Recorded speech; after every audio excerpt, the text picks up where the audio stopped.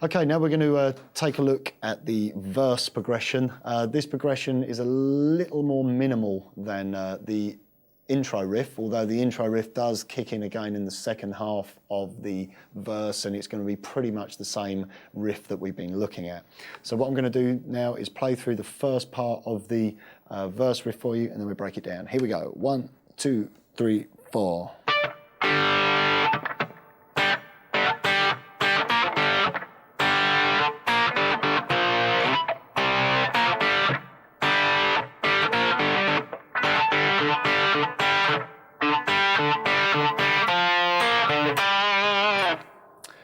Okay, now this riff is actually quite hard because in points we have to kind of keep the rhythm going by going between the thumb and the fingers, and some of the notes are more audible than others. So a lot of the time you've really got to trust, a little bit of feel and a little bit of, sort of own instinct as well. We start off by playing the 5th fret of the D, and then play the open D and G, and then 2 mutes. Okay, so it's just like so. Then we play the open D and G again.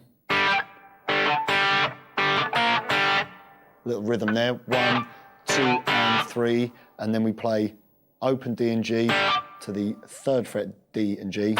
So it's going 1, 2, and 3, and 4, and. Okay, one more time. Okay, next part, start off with a mute, followed by open D and G, and then 3rd fret D and G to open D and G. Then slide up our B flat 5 power chord from 1st fret A and 3rd fret D up a whole tone. Restrike, and then play 3rd fret D and G to open. Start off with an open D, the next section, and then, so it's the first beat is the open D, 1, and then we play 2 and on the open D and G, 2 and then we play 3 and 4 and, which is basically going between the D and then the open D and G. So you're going that kind of thing. So putting it together, you get 1. Okay, very, very rhythmical and quite percussive as well.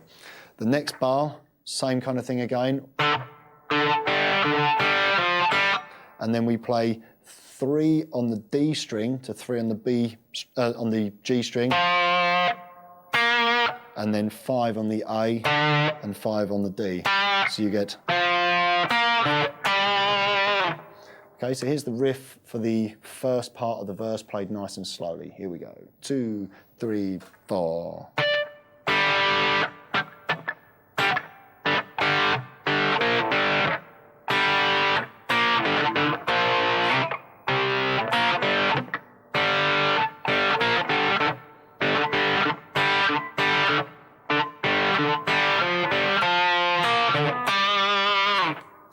Okay, now we're going to go into our original riff, which again might have some very slight variations to it, but I'm just going to play it through for you just to give you an idea of how it should sound. Here we go. 1, 2, 3, 4.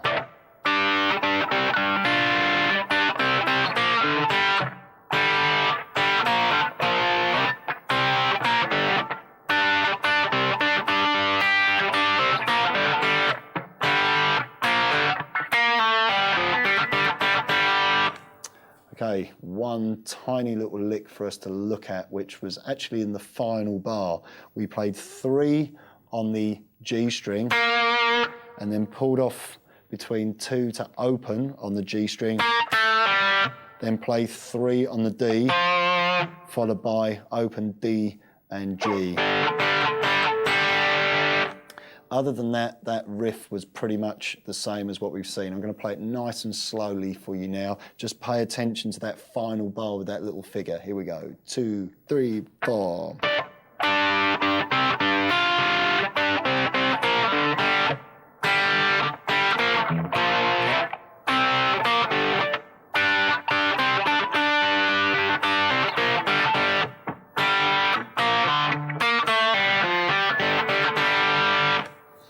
Okay, as I've mentioned earlier on in this tutorial, if I was playing this live in a band, I really wouldn't, worry too much about copying every single verse absolutely note for note, because it will probably take you, 6 months to nail one song. And I feel sure that when Mark Knopfler plays this track live, well, I know for definite, in fact, that it varies every single time.